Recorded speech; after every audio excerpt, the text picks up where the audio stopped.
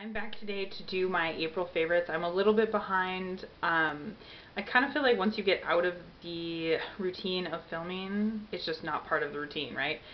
So I'm trying to get back into it. So I wanted to do my favorites today. I'm going to put it up probably on May 10th, so Wednesday, which is a little late for favorites, but who cares? So I didn't have a lot of like cosmetic favorites this month. I had two hair products, which I'm like not a hair person at all. But the first thing is this Joico Co-Wash, and I have the moisture version. There's a couple different ones, and it is a whipped cleansing conditioner for dry hair. So I literally just like get my hair wet. It comes out in a mousse, as you can see, and I use like kind of a decent amount. Foam it up, put it through my hair, shower as normal.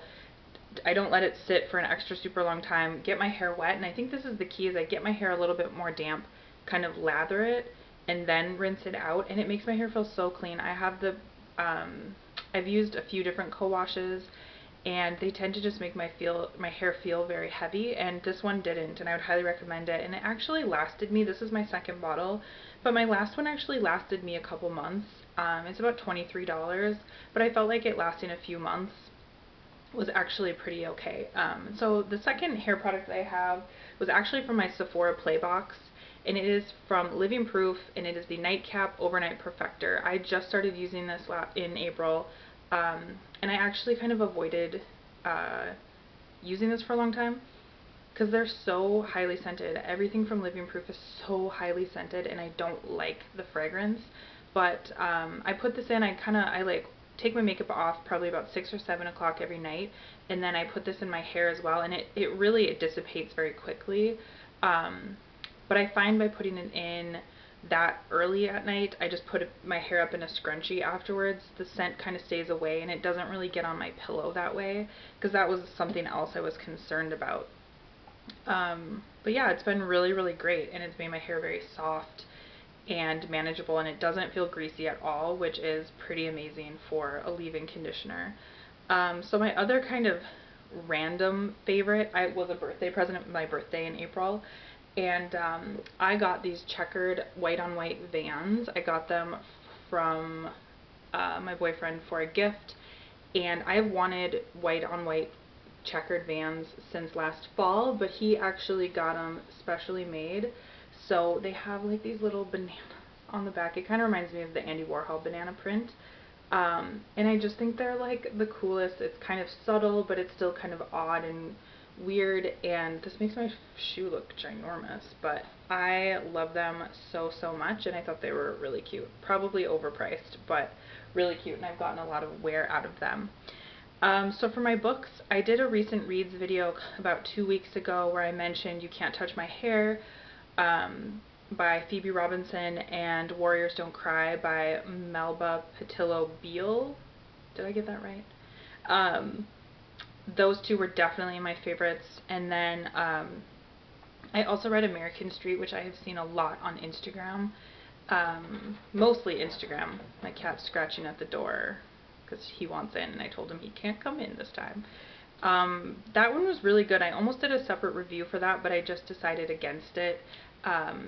It's a story about a girl who comes here and her mom is detained, and she has to live with her family. So it's her aunt and 3 cousins, and it turns into this whole thing where like you think it's going to be about her being a you know, not a refugee, I guess, because I think she's technically a citizen, but you think it's going to be kind of about her adapting to American culture, but then it really turns into this story of where she like falls in love with somebody, and there's like criminal activity, and she's kind of this good girl who's kind of caught in the middle of this like bad like drug dealing and stuff like that. She's not caught in the middle of drug dealing, but there's drugs and stuff like that going on around her, and it was very different than what I was expecting it to be. I would say it was a good book, just very, very different than what I was expecting. So for my kind of random extras, I think along with a lot of people, I watched 13 Reasons Why. I found it so compelling. I know that a lot of people have a lot of opinions on it. I watched it right away because I had read the novel, I don't know, 5 or 6 years ago. And I didn't remember a lot about the novel. I actually didn't really like the novel that much. I kind of felt like about it. But I loved the show.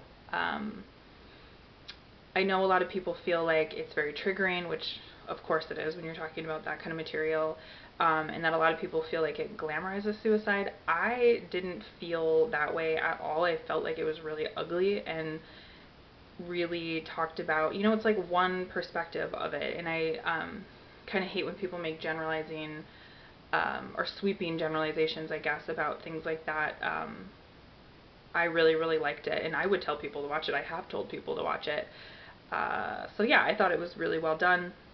I also watched The People versus OJ finally. I feel like I'm like the last person to have watched that, but I don't have cable at all. I just watch things like Netflix, Hulu, that kind of stuff. And it is so, so well done. I loved that, and I would totally tell people to watch that. I think most people know the story of O.J. Simpson and the crime against his wife, or ex-wife at the time, and her boyfriend. But it was really well done. And I actually thought David Schwimmer was very compelling as Robert Kardashian. I haven't really seen that many things with him in it besides Friends. And I thought he was really, really good in it. They all were very, very good in it. I thought Cuba Gooding Jr. did a really good job as OJ as well. So yeah, I would say I liked that a lot. And then on the YouTube side of things, I recently watched Jay Kissa is an artist here on YouTube, and she did a video on how she does her no foundation like base makeup, and I loved it, and I've been using that method. I didn't today because I'm breaking out on my chin. I used the Kat Von D Lock-It foundation today, which I love, but I have been using her method, and it's so, so good. It's such a well done video, and I actually really, really like her. And I haven't watched her for super, super long. I've been aware of her for a really long time, but she's very good, and her videos, I think, are very well done. So I would definitely recommend it. I'm going to link the no foundation video below. And my only kind of dud was my Sephora Play box. I didn't do a Sephora Play unboxing this month because I thought that the box was just terrible. I'm going to try to do it again this month, and I have a lot of feelings on Sephora Play, and I'm not sure if I should cancel it, or I don't know, because I get like products like this that then I use like months later, and I'm like, oh, I'm so glad I have this. I'll debate that in the next video. When I get the next box, I will talk about that. And the only thing really on my radar for this month, I'm looking forward to finishing The Handmaid's Tale show on Hulu. I have been deep into that, and I love it. I just finished the actual novel today, which I loved.